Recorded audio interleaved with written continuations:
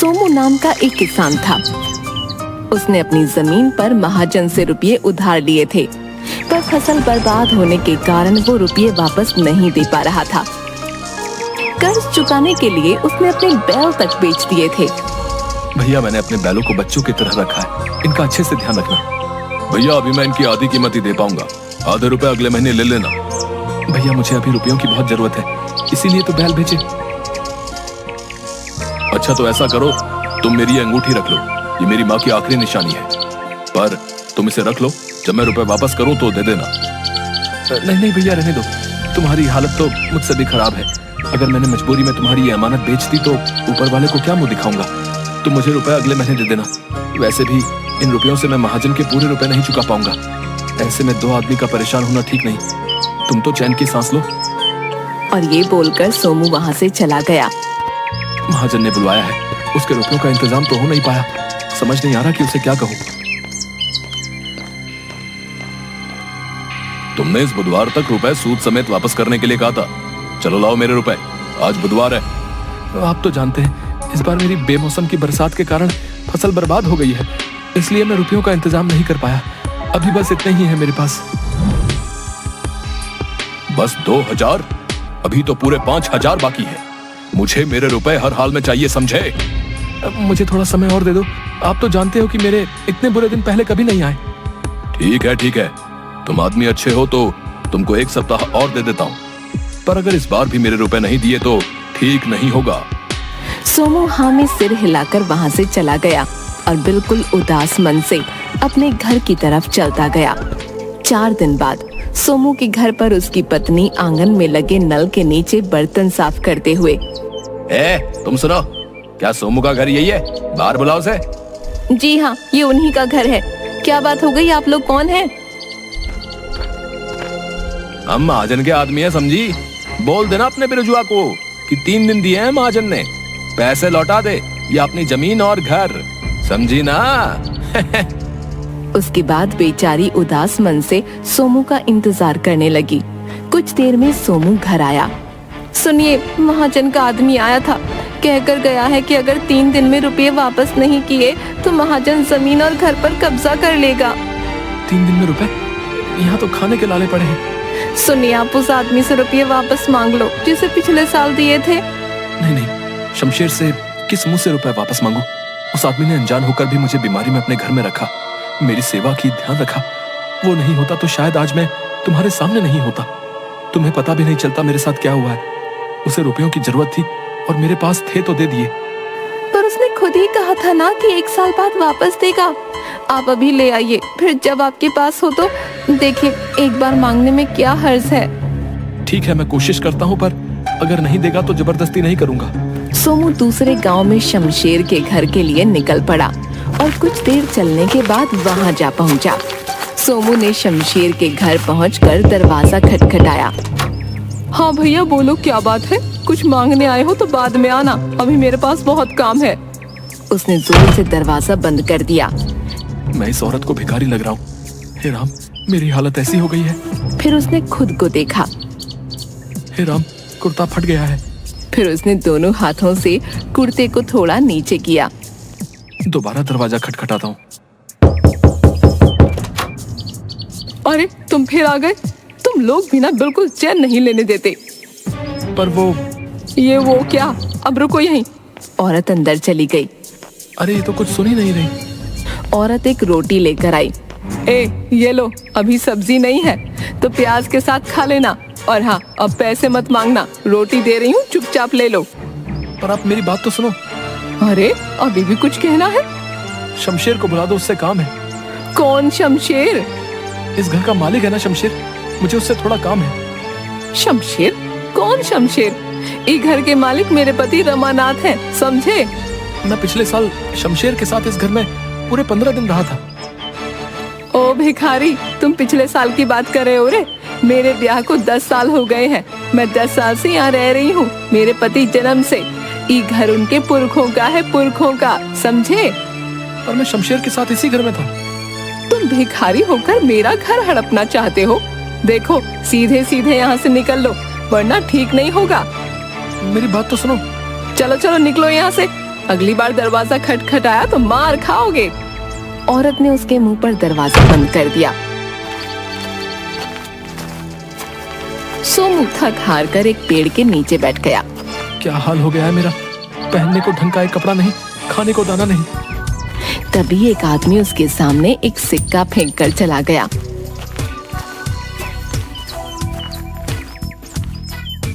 शायद सच्ची में मैं भिखारी लग रहा हूँ। तभी उसकी नजर सामने एक घर के आंगन में घड़े बनाते कुम्हार पर पड़ी।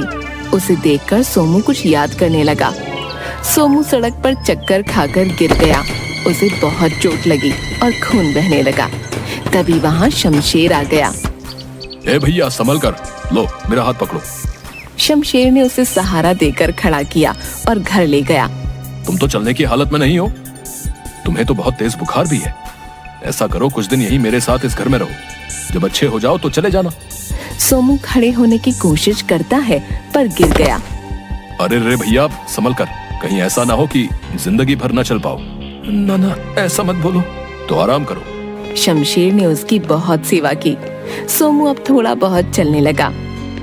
यहाँ भीतर पड़े पड़े जी घबराने लगा है, थोड़ा बाहर हो आऊं। अकेले कहीं चक्कर खा के गिर ना पड़ो, अभी भी बहुत कमजोर लग रहे हो। चलो मैं भी चलता हूँ। दोनों घर से बाहर निकले तो सामने वाले घर में घड़े बनाते हुए कुम्हार ने आवाज दी। ए भैया कहाँ जा रहे हो? तुम तो जब से आए हो घर में ही कैद हो, बाहर ही नहीं निकलते। दोनों उसके पास जाते हैं। भैया तबीयत ठीक नहीं है, इतने दिनों से कोई आज जाकर बुखार उतरा है। एकदम मुरझाए लग रहे हो। तभी मैं सोचूं पड़ोस में नया आदमी आया और कोई बातचीत नहीं। ए देखो, तुमको तो ढंग से धोती तक बांधनी नहीं आती है। ठीक तो है? नहीं ठीक नहीं है, तुमको चलने में दिक्कत हो रही होगी। मैं बताता हूँ ठीक कैसे होगी। कुम्हार ने सोमू की धोती को थोड़ा पीछे से खींचा। अब ठीक लग रही है। हाँ अब सही है। सोमू कुम्हार के पास गया। भैया जरा सुनो तो। तुम अंदर मत आओ, वहीं रहो। पता चले कुछ तोड़ फोड़ दिया तो बिना बात के नुकसान हो जाएगा। वहीं से बोलो क्या चाहिए। तुमसे कुछ पूछना है। अच्छा मैं आता हूँ। बोलो क्या बात है। भैया मुझको पहचाना नहीं तो कौन हो तुम? मैं पिछले साल वो सामने वाले घर में तुमने मुझको धोती बांधनी सिखाई थी।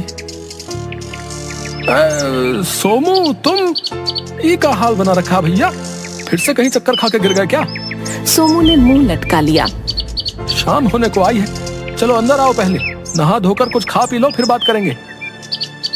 रात को सोमू और कुम्हार खाना खाते हुए। भैया मैं सुबह से इस गांव में शमशेर को ढूंढ रहा हूँ, पर कोई आदमी सीधा जवाब नहीं दे रहा। कौन शमशेर? इस गांव में कोई शमशेर नाम का आदमी मैं भी नहीं जानता। क्या गजब करते हो भैया, उस दिन जब तुमने मुझको धोती बांधनी सिखाई वो मेरे साथ खड़ा था। अरे नहीं ऐसा कैसे हो सकता है? मुझे अच्छे से याद है तुम अकेले थे, तभी मैं सोच रहा था कि अकेला आदमी घर के बाहर ही नहीं निकलता। भैया याद करो ना, शमशेर तुम्हारा पड़ोसी सामने वाले घर में रहता था। उसने मेरी बहुत सेवा की थी।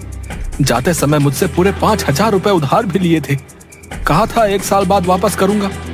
अरे तुमको कोई भरम हुआ भैया, सामने वाले घर में तो रमानाथ रहता है।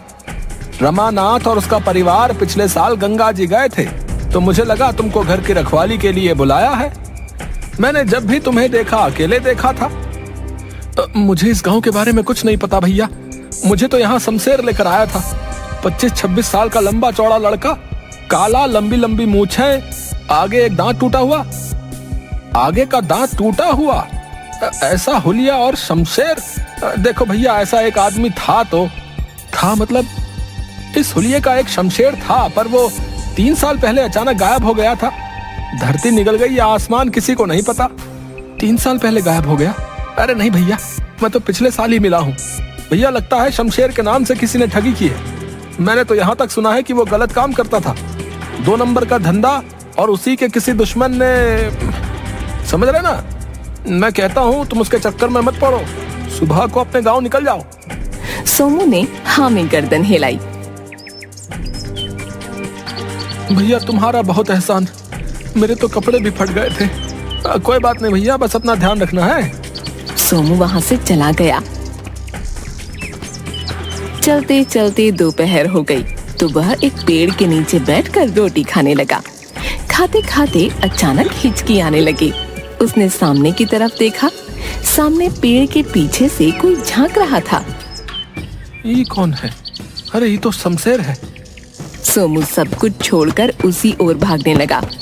दोनों भागने लगे, आगे आगे शमशेर और पीछे बिरजू। सोमू उसके पीछे भागते हुए जंगल में पहुंच गया कि अचानक वो पत्थर से टकरा गया। रुक बहरूपिये, मेरे रुपए वापस कर। शमशेर भाग गया। एक बार हाथ तो लग, छोड़ूंगा नहीं। सोमू आगे की ओर बढ़ गया, तभी उसे झील के पास शमशेर दिख गया। शमशेर उसे देखकर भागने लगा। सोमू उसके पीछे भागने लगा। आगे केवल एक दरवाजा लगा हुआ था।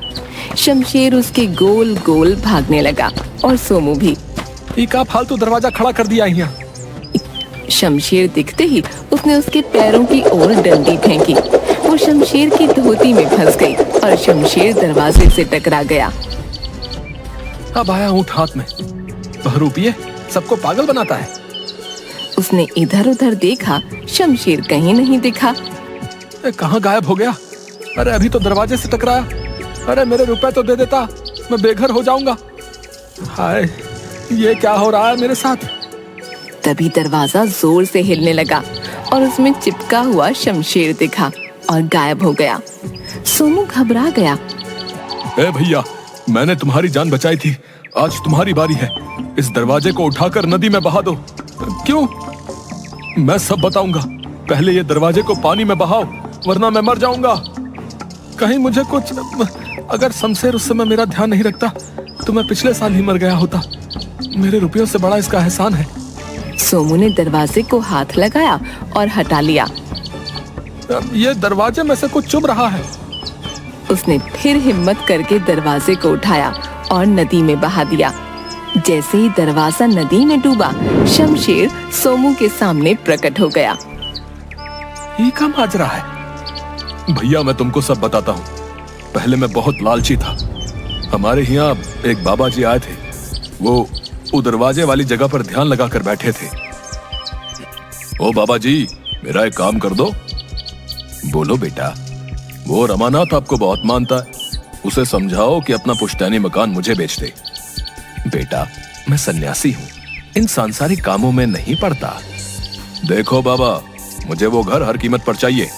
मैं उसके साथ जोर जबरदस्ती नहीं कर सकता, क्योंकि पूरा गांव उसके साथ है। वो आपका कहा नहीं टालता, तो ये काम आपको करना पड़ेगा।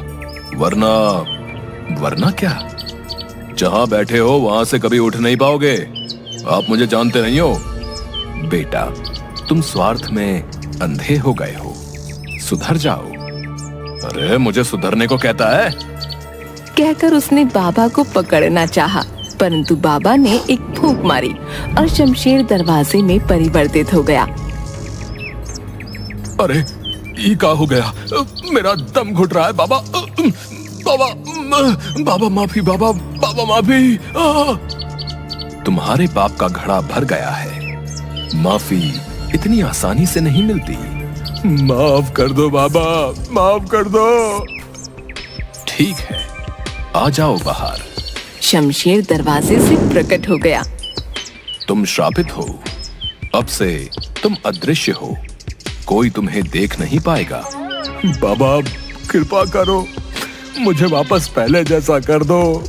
मैं कभी कोई गलत काम नहीं करूंगा। तुम्हारी माफी का एक ही उपाय है। एक ऐसा आदमी जो इस गांव का ना हो, निर्बल हो, लेकिन दिल का सच्चा हो। यदि उसे तुम्हारी जरूरत होगी तो तुम केवल उसे दिखने लगोगे। तुम्हारे सच्चे मन से की गई सेवा से यदि वो स्वस्थ हो जाए और 1 साल बाद वो इस दरवाजे को उठाकर नदी में बहाए, तो तुम फिर से पहले जैसे हो जाओगे। ऐसा तो पहले कभी सुना नहीं। जब मैं तुम्हें दिखने लगा तो मैं समझ गया कि तुम ही वो आदमी हो, पर मैं तब तुम्हें ये सब नहीं बता सकता था। इसलिए तुमसे रुपए उधार लिए कि तुम 1 साल बाद इसी बहाने वापस आ जाओ। तुम बहुत होशियार आदमी हो, गायब होकर वापस इस दुनिया में आ गए। शमशेर ने वहीं मिट्टी में गड्ढा खोदकर एक डिब्बा निकाला।